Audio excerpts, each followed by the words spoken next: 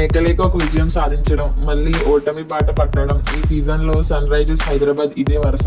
గత మ్యాచ్ల్లో చెన్నైని సొంతగడ్డపై ఓడించి మాల్దీవులో విహారానికి వెళ్ళొచ్చిన సన్ రైజర్స్ శుక్రవారం అహ్మదాబాద్లో గుజరాత్ చేతిలో ఓటమి చవిచూసింది. రాజస్థాన్ చేతిలో షాక్ తిన్నాక బలంగా పుంజుకున్న గుజరాత్ బ్యాటింగ్, ఫీల్డింగ్, బౌలింగ్ అదరగొట్టి విజయాన్ని అందుకుంది. 10 మ్యాచ్లాడి 7వ విజయం సాధించి గుజరాత్ ప్లేయర్స్ కు మరింత చేరువగా అన్ని మ్యాచ్లు ఆడి 7వ మ్యాచ్ ఖాతాలో వేసుకున్న హైదరాబాద్ గ్రూప్. మ్యాచ్ వివరాలు.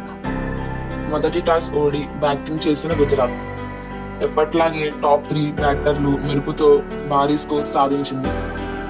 భేకర ఫామ్ కొనసాగిస్తున్న గిల్, సుదర్శన్ జట్టుకు మరోసారి అదిరే ఆరంభాన్నిచ్చారు.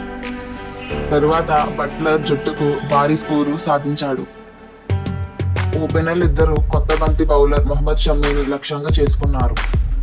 షమీ వేసిన తొలి ఓవర్లో గిల్ 6 బాదితే 3వ ఓవర్లో సుదర్శన్ ఏకంగా 5 4లు బాదేశాడు. మిగతా బౌలర్లను లెక్క చేయకుండా ఇద్దరు పోటీపడి షాట్లు ఆడడంతో గుజరాత్ పవర్ ప్లే వికెట్ నష్టపోకుండా 82 పరుగులు చేసింది.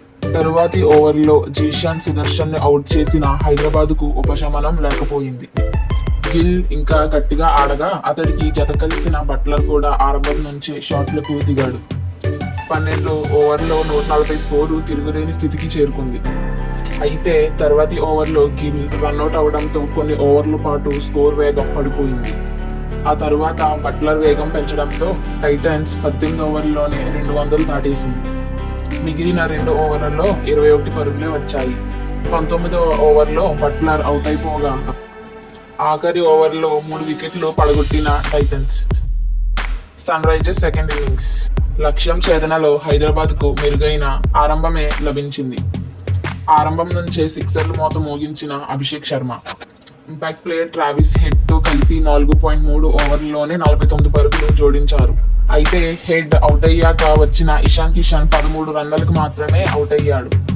గత మ్యాచ్ల్లో కీలక ఇన్నింగ్స్ ఆడిన అతను ఈసారి తడబడ్డాడు. షాట్లు ఆడలేక తీవ్రంగా ఇబ్బంది పడ్డ అతని ప్రసిద్ధ్ పెవిలియన్ చేర్చాడు.